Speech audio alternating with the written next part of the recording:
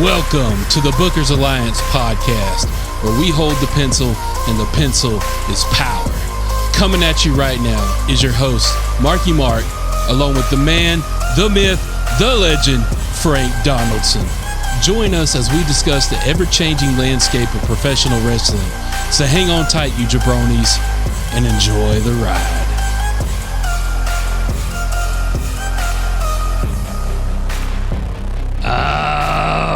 Welcome in, everybody. Thank you for joining today's episode of the Bookers Alliance podcast. Come on into the house, get your ringside seat, get your popcorn, get your sodas, get your whiskey. Get it all while we're getting this good. You know what time it is now. Everybody come on and sit down and welcome into Papa's house. Oh, wait, that's the TV show I was just watching. Damn, my bad. Bookers Alliance podcast. Bookers Alliance podcast. Let's get it in. Bookers Alliance podcast. If you haven't seen Papa's house, though, comes on Monday after The Neighborhood. Check those things out. Damon Wayans and his son got a new show. That's right. The Wayans are back, ain't they? Yeah, they may have sponsored us a little bit. They may have slid a little pocket change into the show this week because they're big time wrestling fans. We appreciate you. Yeah. So not a free plug, but plug nonetheless. All right, today's topic, running wild. All right. Hulkamania, running wild. Absolutely. Hulkamania, running wild. Ultimate Warrior, running wild. Running wild. Blowing up. Yeah, well, he's definitely running. I don't know what else he was doing. He was definitely wild and he was definitely running. Is this a Warrior show? Are we doing a Hulkamaniacs, Megamaniacs, Ultimate Maniacs type next year? No, we're going to get into... Get Macho Man in there? We're going to get into some title runs. Oh, okay. You had me confused there for a minute. What the hell we doing? I'm like, but before we get into title runs, we got to thank our sponsor here, Blue Run. All right. What an appropriate sponsor for the week. Blue Run. This is a Bardstown bourbon expression. It is a high rye Kentucky bourbon. Quite tasty. All right. And quite a pretty bottle. There's only one way to find out how tasty it is. Crack that joker open. Let's get it cracked open here. Ooh. All right. Ooh, that sounds primed right there. That's primed and ready to go. All right. So let's toast to all the title runs that have happened in the past. All right. Ooh, peppery. Oh, there you go. Peppery. Good pepper. Oh, yeah. Got that good whiskey flavor and that known whiskey flavor. All right, so title runs, running wild. That's what we're talking about today. We're going to talk the spectrum of title runs. I got AT&T. Oh. Yeah, we canceled Spectrum. Like, as soon as AT&T got in the neighborhood, Spectrum got kicked out. Yeah, I'm not a big fan of Gotta Spectrum. go. We're going to talk about NWA, WWF, WCW, WWE, TNA, NJWP, NJPW, and AEW. Okay. So all that above. All right. So we're gonna go through we're gonna run the gambit tonight. Run the gambit. All right. And if we run out of time, we were running wild. There you go. Well, if we run out of time, then yeah. If we run short though, we'll bring in some AAA and some Global Force, and we'll make some shit up. Lucha Underground. Yeah, there you go. We'll make some shit up. All right. So first up on the ticket here, we're gonna talk about NWA. All right. NWA. Your favorite time. My favorite time. Growing up down here in the South, NWA was everywhere. It was the National Wrestling Alliance. All the territories kind of participated in the NWA. And the way that it really worked is the NWA champion kind of went from territory to territory. Traveling champ. And, one of the big time champs that kind of made that synonymous, as far as traveling, was the Nature Boy Ric Flair.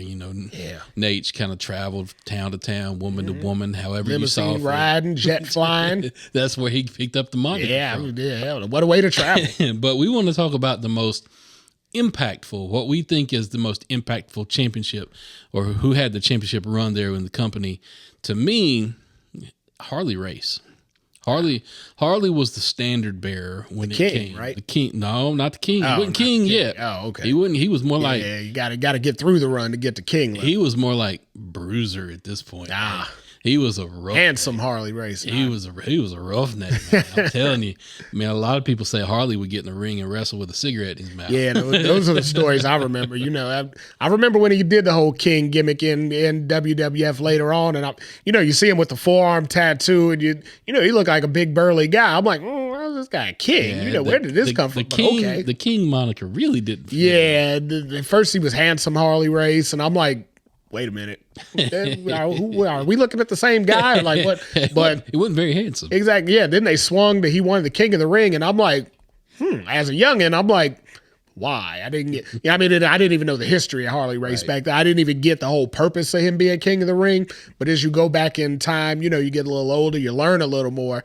You show he may have had a legit claim to being King of the Ring because at one point in time, he was the man. So to hear the stories that people would tell about Harley back in the early days, the NWA days, Harley was the standard bearer. He was your traveling champ. He went from territory to territory. He was a big draw. I mean, he would draw the money in, draw the fans in. The biggest thing, though, about Harley was almost like, okay, if he's our standard bearer, who winds up beating him to take the belt and run with it, Yeah.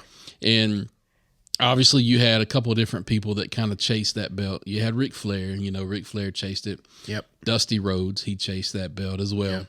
But with Harley as champ, it was almost like they knew what they were going to get with Harley. Yeah. They knew that Harley was going to put in the work.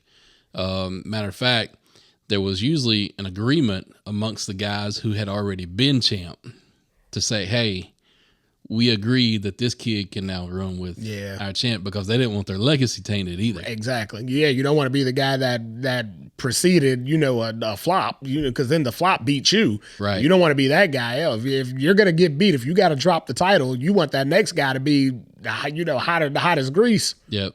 And, you hear Ric Flair always tell the story about how, Harley kind of owned up and he said, hey, this kid's the next guy. And I know a lot of you fans are listening like, wait a minute, the hell you mean? And it wouldn't Ric Flair be that guy? I know that's what you're thinking. But even Ric Flair has said that Harley was the man. Rick has always said, had it not been for Harley, there'd be no Ric Flair. Yep. Because, Harley put him over at the time that Rick really needed it. In 83 when he put him over, and then, turned out Rick wasn't ready. So they kind of reset, went back around the horn again. And then, they got the title back on Rick. And, and then, of course, we know what Rick did from there. 14-time NWA/WCW champ, 2-time WWF champ. I mean, the accolades speak for themselves. Right. But had he not got made by the right guy, none of that would have happened. Wrestling as we know it would be completely different. Yep. All right, so we're going to transition and move from the NWA real quick. No, we're not transitioning, sir. We're still in the political atmosphere now, so we're not transitioning. We're gonna move along. Move along. Absolutely. Okay. Next week we can start making those jokes again. I don't want no problems this week. We got elections coming up and all. Now coming up Tuesday, y'all go do your thing. Everybody go vote. Don't bring none of that stuff here. All right, so WWF is the era that we're going to move into now, the company we're moving in. The World Wrestling Federation. What's a federation? The Worldwide. That was way before WWF. That was WWF. That was the WWF. Yeah, that was Vince McMahon Sr. A federation would be a conglomerate. Okay. Which technically that's what Vince did. Well, good thing they didn't call themselves the WWC, because Carlos Colon had that down in Puerto Rico. Correct. So we would have that. So I guess they had to be a federation because they couldn't be a conglomerate. Why not? So who was the most impactful WWF champion? Ultimate Warrior. No. The thought was good, but no, probably not. He held the belt for a cup of coffee. Yeah, he was there for about a cup of coffee, and then they realized this is going real fast to nowhere. If you're gonna base it on impact, there is no other person that I could think of other than Hulk Hogan. In WWF time, yeah. I mean, so WWF kicked in around like 82. I think that's when they started going with just the two W's and ran until 2002 or something like. Yeah, I mean, there were a lot of name champions in that time or whatnot, but none of them are going to be bigger than Hulk Hogan was during that time period. And we've talked in the past, and go back to the archives, you can hear us talk about Hogan, how, it was the pop culture that kind of bled in when he kind of took the reins as champion. And I mean, that was the brainchild of him and Vince, right? Yeah. Just the fact that you've got this larger than life person with this larger than life persona. 24-inch pythons running wild, as they say. Yeah, taking his vitamins, saying his prayers, getting the cross culture, bringing in Mr. T, getting all of that there, and with him as the championship, running through everything, he became synonymous with the WWF. Oh, yeah, right? Absolutely. He was the figurehead of it. I mean, when you thought WWF, you didn't think Vince. Hell, you didn't even know Vince was anything more than an A-side announcer. You thought Hulk Hogan. And I mean, and then for a couple of belt nerds like us, I mean, Hulk Hogan had like 7 WWF titles. So, right. I mean, he started with the green title, then he went to the little chrome title, then he did the Hogan 86, then the Hogan 87. You said the green title. He had the Saudi belt. No, not that belt. He didn't have that belt. That's fresh. They've created that for. Should Hogan come back to win? I mean, I wouldn't be surprised at this point. Apparently that's who the Saudis want anyway. They want Hogan to wrestle Andre for that belt again, but unfortunately, that probably ain't going to happen. So, but I mean, he started with the green belt. He had the chrome belt. He had the Hogan 86. There was the Andre 87 that he touched for a minute. There was the Winged Eagle. There, blah blah blah blah blah. So, a couple of people to mention though, and I've gone on record saying this in the past. I never was a Hogan guy. To me, the WWF belt era was, as a fan, not just looking at the Impact, but as a fan, for me, the fan was Bret Hart. So yeah, the image of him holding the title. I mean, he took the Winged Eagle and made it cool, right? You know, he had the leather jacket. He was wearing the bright shades. Colors. Yeah, he had the shades, the greasy hair. I mean, he had a look about him, but. I mean, if we're going to talk about a guy with a look, what about Stone Cold Steve Austin? Correct. I mean, if as far as longevity, he didn't have a lot of that with the WWF title, right? He didn't get the 10-year run. He didn't get the long, he wasn't in contention for the longest run of all time, but he was in Crash TV era of wrestling. I mean, where everything had to be hot, it had to be new, had to be fresh. But I mean, look, we're still clamoring for him to come and wrestle at WrestleMania 41. That's 30 years after his run basically started. So, I mean, you can't deny the man, what his impact was on the business as being the figurehead or the champion, even though the longevity wasn't as great as some other guys. Let's move on into the next organization and era. We want to talk about WCW real quick. W's World Championship Wrestling. I know who you're going to say. Who am I going to say? David Arquette. Hell no. Oh, what? Hell no. Is there a more memorable champion out of WCW than David Arquette? Now listen, look, I can bag on David Arquette all day long about the WCW championship belt that he won. Yeah. Air quotes. He definitely won it. I can bag on that all day long, but damn, he won Courtney Cox. I have no idea how that man did that. He don't either. That's why it didn't last too long. Because one day she woke up out of whatever stupor she was in, and she's like, "Wait, what?" She said, "Wait, what? Right? What the hell?" When them Scream franchises stopped, and she was like, "Hold on, the hell am I still doing? I'm still acting the role. What? This ain't method acting. What the hell's happened?" Then she fled out of Dodge. But yeah, you got to give it to David Arquette. He's had quite a choice life. Right? Yeah, it's worked out for him in the end. But just going back though, WCW, there was several people we talked about. I wonder what him and Courtney did with that belt, like the Page thing and whatnot. I wonder how many times, because I mean he had the belt for what, like 2-3 weeks. Now you got to know they made friends on that belt, right? Look.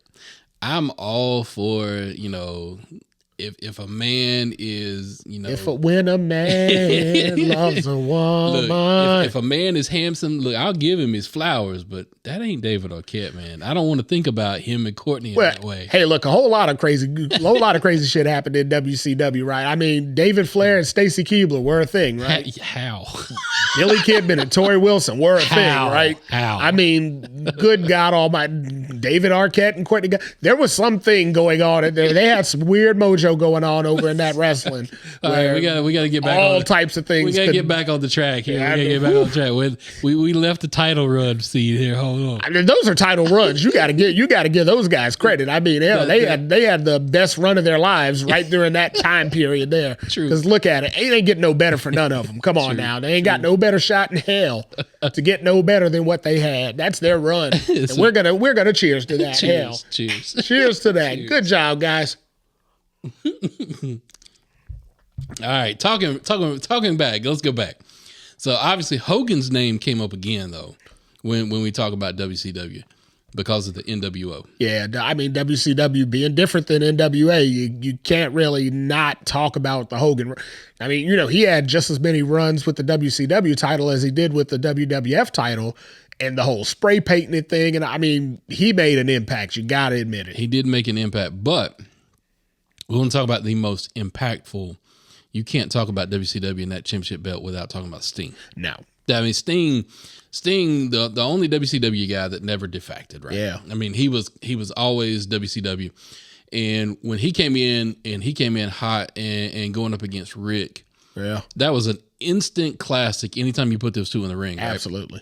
And then at the Great American Bash, when he finally pulled it off, wins that championship belt, that was probably as little, what was that? Was that 87, 88? When was that? What, in the Great when he won it? That was like 91. 91. Oh, no, not 91. It was 90. 90. Yeah, that was 90. So 10-year-old little Stinger here. Yeah. Dude, that was amazing to me. I was like, my dude won the belt. Sting I even got the remember belt. that. I mean, I was obviously a WWF guy, so I wasn't a Warrior, though. I was still a Hulkamaniac, even though at that time we had switched into Warrior, which I found ironic that Sting won the title, you know, not too long after Warrior won the title, and WCW was like, wait a minute, we got one of those. Same face paint. Exactly. WCW was like, we got one of those. We could do this too. And it didn't really catch on the WWF side. So WCW won in that battle. And who knew all along that they were a tag team called Blade Runner? Blade Runner, Who yeah. knew? You got Who knew? Sting and Rock. So apparently the original Rock, you know, way back in the, what was this, the early to mid 80s, you know, Ultimate Warrior was the original Rock. Yep. So we don't want to blow past that history, but ugh. Pop quiz. What year did he become the Dingo Warrior? Dingo Warrior, 1987 in Denton, Texas, down in WCCW. Ooh, look at him. I'm always on top. That's my partner right I remember the Dingo Warrior, because I remember saying, what the hell's a dingo? Dingo. Yeah, I was like, but yeah, let's talk about WCCW. Remember Iceman King Parsons and the Von Erich brothers? And that was the first place I saw the Freebirds, and I'm like, God, these guys would be great on real wrestling. Then I learned as I got older, that was real wrestling. I said, damn, I thought they were like cosplaying wrestling, but I didn't know cosplay then. There was no cosplay back then. That was like real life back then. That was some real shit. Yeah, they were kind of living real life. But when we talk about Sting and his title run, though, I mean, everybody who was anybody as a fan, Sting was their guy. I mean, everybody was pulling for Sting. There is another guy that we need to talk about, though, real quick. Ron Simmons. I'll talk about it right now. First black heavyweight champion in all of professional wrestling. I would rather talk about him than the person I was going to talk about. Oh, hell, I'd have messed up the format of the show. No, but it just hit me in that moment as we were talking WCW. It just struck me right then. And I'm like, wait a minute. That made a hell of an impact. Absolutely. I mean, you know, and we pre-gamed a little bit to try and go over it. And we just threw out the common names, you know. Right. But as we were just sitting here talking, and I'm thinking like, wait a minute, as far as an impact went, I'll never forget when Ron Simmons power slammed Vader and won that title. And I said, wait, what the hell? I mean, and I'm a black man, and I'm like, you know, but I was a black kid at the time, and I'm like, wait, what? That never happens. What the hell? So all of a sudden, I was hella interested in WCW. Like, hold on, swing over to this channel here. What the shit did I just see? And I mean, and he was changed. You know, Ron had it was a short run. Obviously, they, you know, it was an experiment trying to figure out what they got here. Right. The fact that it happened, though, hey, can't go without being spoken about. And I will say this, you know, watching the Ron Simmons thing happen, you know, as a kid, admittedly, it didn't fall on me again because I'm a white man. Right. That didn't fall on me that way. But as I got older and started to learn the history about things, knowing what happened and how Ron Simmons got there, that was an especially, I mean, we're talking about story. Wrestling in the South, you know, wrestling in Georgia. That was not supposed to happen. No, not in the, that was what, 92? Yep. Definitely wasn't, we weren't ready for that in 92. Tupac said we wasn't ready for a black president in 95. We damn sure wasn't ready for a black heavyweight champion in 2002 or in 92. But I mean, hey, they were looking at boxing. They were looking at what was happening. You know, they were looking at basketball. They were starting to see in football. They're like, wait a minute. Black athletes got a little something here, you know, and people seem to love the hell out of them. Let's see if we can grab that.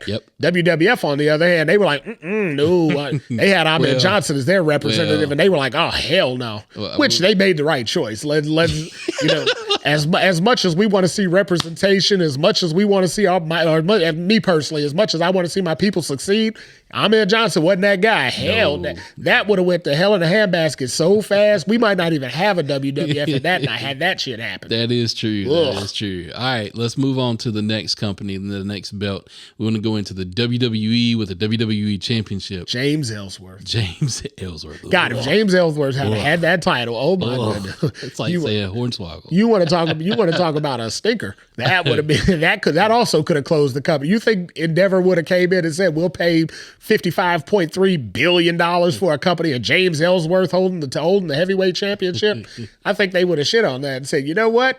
You pay us and we may take you on as a charity case. But luckily they didn't go that way. So some of y'all out there are probably thinking, oh, I know where they're going with this. They're going Roman Reigns.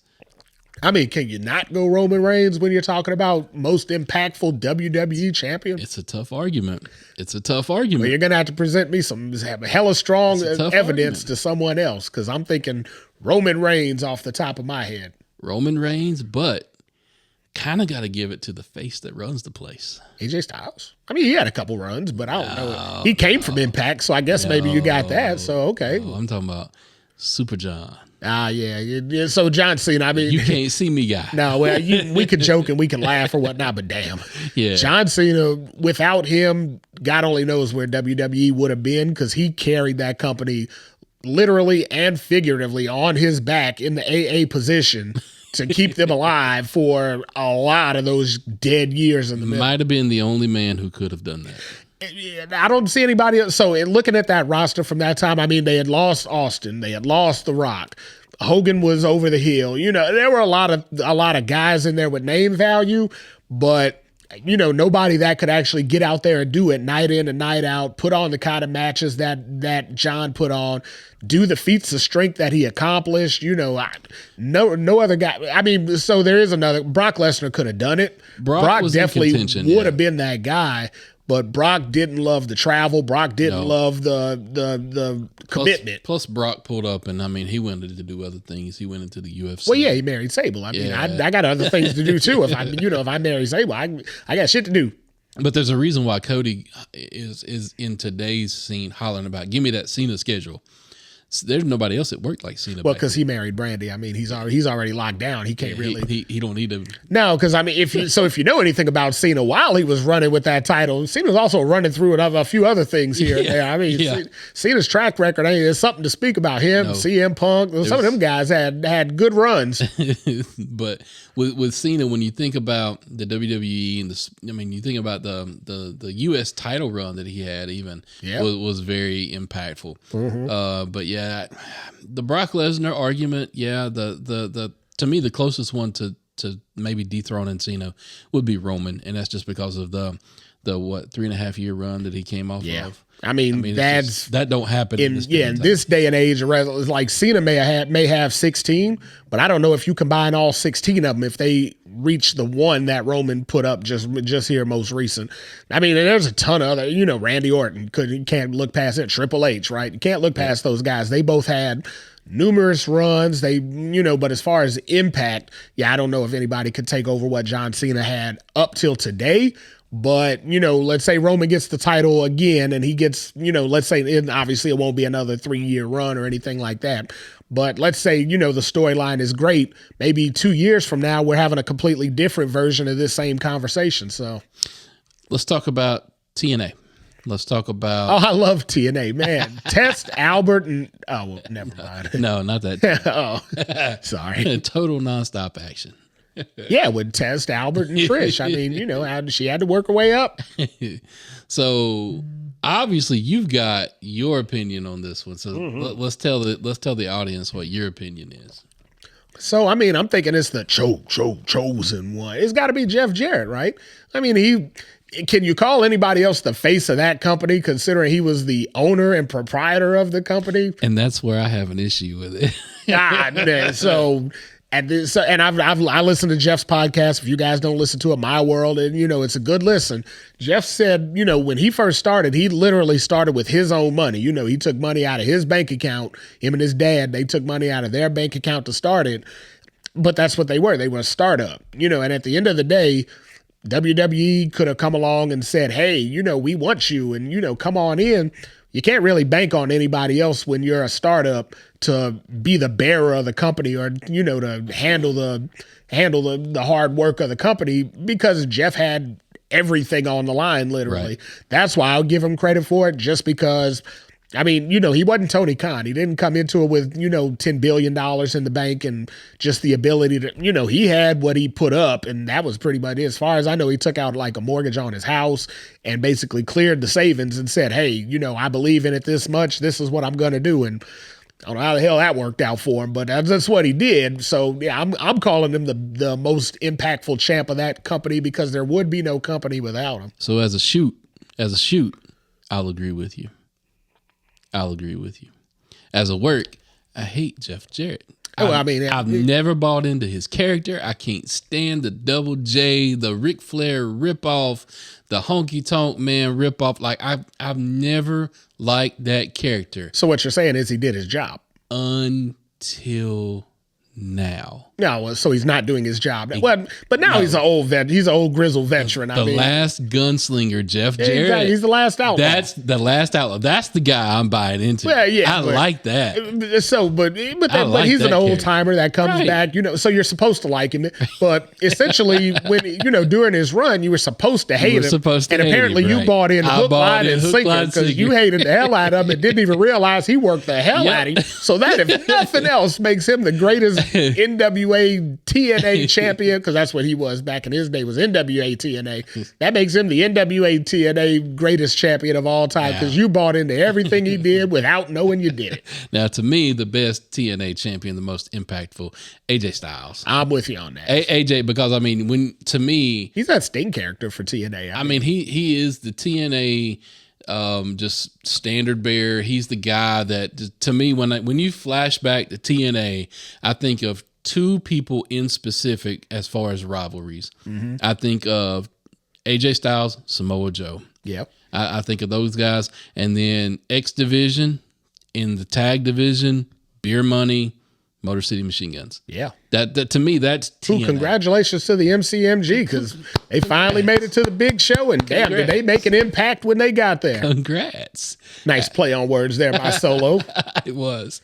But yeah. Now see, I got a different rivalry that always stands out in my mind, and I guess it's why it plays into who I said, but it also plays into, another guy that I would say has a strong contention for greatest TNA title run, and that's Kurt Angle versus Jeff Jarrett. Right. They had stakes at the end of that, and damn the title and all that. They had a Karen to work on over there that was, nagging the hell out of them and all that. They were fighting over a lot more than just the championship in that. Also gotta pause and give acknowledgement, if we're going to talk about Kurt Angle, and I know this might be deviating a little bit, but the Joker Sting. Sting. Within that TNA run. I don't know if Joker Sting ever had He didn't ever have the title, but as far as the empty arena match that Joker Sting and Kurt Angle had, fantastic match. Could you imagine if Kurt had got a hold of Sting maybe 5 years before that? Dude. Like, let's say right at the end of WCW time. Some classic. Say 2000 time when Kurt was kind of just breaking in. Yep. Let's say we get 06 Kurt versus like a 01 Sting. Oh, my God. Yep. That would have been amazing. What they did in TNA was great, but Sting was already, on the other side of that peak. But, yeah, if they could have touched each other 5 years earlier, oh, my God. All right, let's talk about New Japan. You got to talk about them for a minute. Okay, go. Yes, I'm going to have to carry this segment because Frank here, he never really did watch New Japan. Vader. It's Vader time. Ooh, what time is it? Vader time. Get the mask out, blow the smoke out the shoulders and all that. That's what I know. We've eclipsed all the New Japan that I'm an expert. So as a New Japan champ, yeah, he was very impactful, very dominating force there. Just because at the time that he held that belt, it really was Japanese wrestlers over there. So the size difference between him and the Japanese wrestlers, that was crazy to see anyway, right? Yeah. But to me, the most impactful New Japan champion would be Kenny Omega. Okay. Kenny Omega, to me, put New Japan on the map as far as current day New Japan. Now, granted, prior to that, it was Inoki. all day long. Yeah. Right. Because As far as Americans like Stan Hansen, those guys went over there and we would catch them. But yeah, I mean, Inoki was the only name that I would immediately recognize. And we had other, there was Great Muta, there was Genricho Tenryu. There's a lot of other guys I remember from wrestling back then. But yeah, Inoki is always the name that stood out to me. But as far as the current New Japan era, Kenny Omega, all of the Bullet Club was because of what happened with Kenny Omega, right? Had it not been for him, I'm not even sure I'd even know NJPW existed. Right. There's a couple other people that could have made a run for that money. Naito could have made a run for that money. Okada could have made a run for the money. But as far as just impactful about drawing the American audience to New Japan, to me, it's Kenny Omega. Last one we want to talk about here, AEW. Who? Yeah, they got champions. Do they have champions? They got a shit ton of champions. Yeah, they definitely got that. That's part of their problem. Yeah, I don't know. Hell, this might be a long conversation. We got to talk about the Ring of Honor champ. We got to talk about. We're going to talk about just the AEW heavyweight champ. Oh, okay. So we're just the AEW heavyweight. So one match out of the 40 that they have on there, with everyone carries the title out. Okay, great. All right. So relatively young company. They're just a hair over 5 years old when it comes to this championship belt, right? Yep. So not a lot of people has held this belt. Nope. Who comes to your mind as far as the most impactful AEW champion? I know what my opinion is. You got your opinion? I got my opinion. All right, we're going to do it on 3. You ready? Yep. 1, 2, 3. Chris Jericho. God damn. Hell. That was not planned. No, that was we actually made a point not to talk about it beforehand. That's why that's the only reason we did the countdown. Had we agreed on it, I actually thought he was going to say Dean Ambrose or John Moxley. I figured you were saying Mox. No. And I'm like, out of everything I think of, yeah, Moxley probably is the most recognizable champion because he's had it the most. He's probably had it the longest. But hell, had they not put that original title on Chris Jericho, I don't know if AEW would have took off the way it did, 5 years ago. As a fan, I was not happy with them choosing Chris Jericho in the beginning. It's because you bought in. You hated him just like you did Jeff Jarrett. I hated him, but also I knew what Hangman was doing over in New Japan. Yeah, and I thought, I really thought, wow, new company, new blood, Hangman will be a perfect champ. But as I hear it out loud, the idea would have been solid because it was a new company. 2020, though. Yeah, but when you got a name like Jericho in the fold on day one, instant really, credibility. Yeah, you can't go any other way. I mean, they back then they could have said Cody. They could have went with Cody Rhodes, but I think that would have been the most predictable way to go. Right. And that's kind of the okay, if you open the company with Cody as the champ, where do you go from here type thing? Nobody's going to chase him. They would have made him the beloved champion, and good God, there's no story with any of that. Now, as we come to find out later on down the road, there's no story in AEW, but that's a personal opinion. So yeah, that's a different matter. Yeah, we'll sway off and we'll sway away from that right now. But as far as just, you want somebody instant recognizable to put your championship belt on, to give it that credibility, Chris Jericho was the perfect candidate. Hell, they even had the belt presented by Bret Hart to give it to Jericho, right? Yep. And then Chris left it in the back of a cab. And they got stolen. We left it in the back of the cab when he went into a Denny's, for Lord's sake. Good job, Chris. And that's why he's never been champion again, right? But as far as impact for the AEW, to me, Chris Jericho, he kicked it off on the right foot. Who knows if it would have even continued had they chosen Hangman? Yeah, any other direction probably wouldn't have taken it the way that it needed to go. But again, back to the belt nerd conversation. Do you remember when they debuted the AEW? You remember how beautiful that thing was? And we looked at it like, oh my God. So how come we don't feel the same way about the Crown Jewel belt? Like, I mean, as far as a piece of belt art, it looks pretty good. But, that immediate impact when I saw it the first night when they debuted it at the pay-per-view, I'm like, oh my God, that thing's gorgeous. The more they keep bringing it out with this whole white glove treatment and all that, the more I'm just like, ugh, why? So, right? All right, so we got a little bit of time. Okay. So if we're going to get in it, if we're talking about title runs, I'm gonna get in it with both. Somebody's about to get a year-long run with this thing. We might as well talk about it. I'm gonna get in it with both feet. Okay. So, True, when we first saw it, everybody was like, "Man, that thing's awesome." That's a beautiful belt. Oh my God. You know what they say? It's like a new shiny toy. Shiny toy. When you've got all the, we've enjoyed all these other, we've been enjoying the Gunther belt for the longest. Right. When you get a new belt, that impact, oh my God, look at that thing. That thing's great. The more you see it though. Now, here's my take on it. I still like it. I still like it because it's different. It's very different. There is nothing out there that's like it. I mean, even the AEW belt has changed and dropped some of the stones, right? It's not as, if you want to call it gaudy, it's not as gaudy as it used to be, right? To me, that Saudi belt is tainted in two ways. First thing, Blood money. it's the fan, it's the fan backlash. It's the blood money aspect. Yeah, there's always going to be that. And I mean, I get it. I completely understand the concept of it. Why are we going over to Saudi? Why are we doing? We got to have stakes to go over. I heard a new term around that actually, and here we go. As a podcast, we don't get political. But as a term, I've heard he's in with 2 feet, so here it goes. Sports washing. Have you ever heard of this term? Sports washing. Yeah, I did hear that because they were talking about it with I think soccer. Right. I think soccer or something went over and no, it was golf. It was golf. Yeah, golf. Apparently Saudi bought a golf league, and I guess some of the top golfers, like the guys that were around the Tiger Woods era, apparently they went over there and they said it's sports washing to make people forget about how bad Saudi was, and they've turned over a new leaf and blah blah blah. And I'm like, have they really? But again, that's a political discussion that y'all can decipher on your own. That's one part of the problem that fans are doing the backlash over this belt. The other part is the presentation of it. Getting carried from show to show, the white glove treatment. At that point, now they're doing a little too much. It's over. It's overdone. Yeah, but we don't need to see the belt every week, right? I mean, nobody's going to pick it up and hold the damn thing. We don't need to look at it. And we can see a picture. I get it. I get what they're trying to do. They're trying to overhype it because, you've got to build the PLE, right? Yeah. And you got to tell the story around it. And I get it. But here's how I look at it.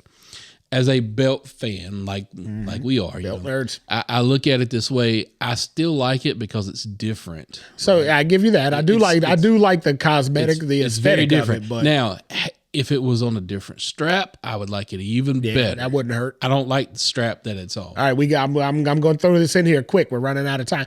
People's Championship belt, Saudi belt. People's Championship belt all day long. Yeah, absolutely. All day long. Like I said, I love I like gaudy, right? Like right. That's not, so 10 years ago I'd have found that belt by now somewhere or another because I'd wear that gaudy bitch to the club. I'd wear it out to events. That thing is loud and it draws a lot of attention. And 15 years ago that was all me. So I've got 3 hooks into this People's belt. And here's why. Okay. Here's my 3 hooks.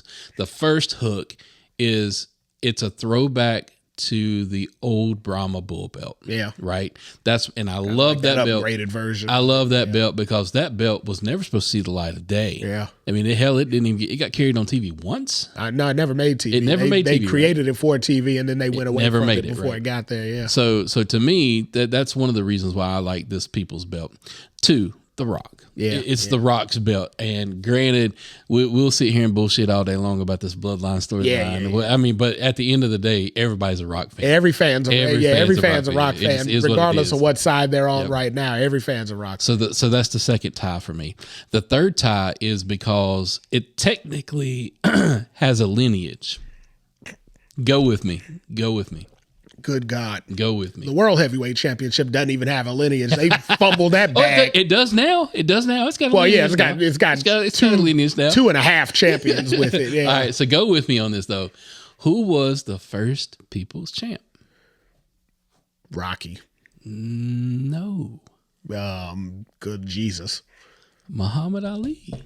That was the first People's Champ. I don't know. Was he the People's Champ when they were throwing him in jail, though, for draft dodging? There's a lot of people out there. He might not have been the People's Champ to the government. Yeah, well. But to the common man, he sure as hell was 100%, the People's Champ. Yeah, because that would have, if I had any political stroke back then, that would have been me, too, because I'd have told shit, put me in the cell with him. I ain't going nowhere. So I am a huge Muhammad Ali fan. Some of the phrases that he used throughout his career, it was inspiring to me. Just as a young man coming up, didn't have a father in his life. to some of the words and phrases that he said, because I was raised on ESPN Classic and seeing the classic boxing matches. Yeah. So to me, I saw a lot of those Muhammad Ali interviews and stuff like that, right? So to watch Muhammad Ali come up and just the way that he looked at life, right? Yeah. He was like, look, do this today, there may not be a tomorrow, Yeah. right? So when you look, this is how I call it, the quote unquote lineage of this belt. Okay. Yeah. I'm going with, the People's Belt all day long. Yeah, I could definitely see where the Rock is definitely at Muhammad Ali level of character now. And damn, I mean, I know everybody's like, how the hell did we wander into Muhammad Ali? Let's be honest, Muhammad Ali was a professional wrestler long before we had the term of sports entertainment. Damn, Muhammad Ali had that down pat. Absolutely. His shtick could not be touched for in the 60s and 70s when he was hot. Float like a butterfly sting. Oh yeah, man, that man talked trash like no. I mean, Ric Flair's actually said he took a lot of the stuff that Muhammad did, and he's like, God, why ain't I doing that? And then he realized it. I mean, Dusty Rhodes obviously stole from him. The Rock just stole his whole persona. He told George Foreman at one point, he said, "Don't blink because you'll miss me." Yeah, and he wasn't lying because George Foreman had a lot of cheeseburgers over that time. George Foreman he missed a lot over them years. All right, so as we wrap up today's show, talking about these title runs, drop us a line on our social media platforms. Let us know what you thought. If you had a different pick of whose title run was more impactful. But it's cool to go back through, reminisce over 40 years of just wrestling history, maybe even more than that, right? Yeah, we went past our lineage, going back in the Harley days. Hell, but it's cool to go back and reminisce and think about what is in on our TV screens today, with Cody and with Gunther. It's just crazy. And then we never talked about any of the women's belts because it wasn't until recent that they started becoming credible. I mean, Moolah held it for 40 years, but I mean, hell, do you know any match that she had? Could you name one? If it gun to your head, could you name one? Wendy Richter, maybe? I mean, yeah, she wrestled her. Do you know when and where? No. Hell no. So, they had zero feature, but maybe in a year or so we can go back and talk about women's lineage and we can have a good conversation about that because they're getting there. But, I mean, they were stunted at growth. Yep. All right. Thank you for listening to today's podcast, everybody. We appreciate you guys. And with that, we bid you adieu. So, yeah, did we talk about Liv at all this week? No Liv Morgan message? None at all. Oh, damn. No Liv at all. Today's podcast was produced by SBP. You can find our podcast on all major podcast platforms. Also, connect with us on our social media accounts. Search for The Bookers Alliance on Facebook, Instagram, YouTube, and X.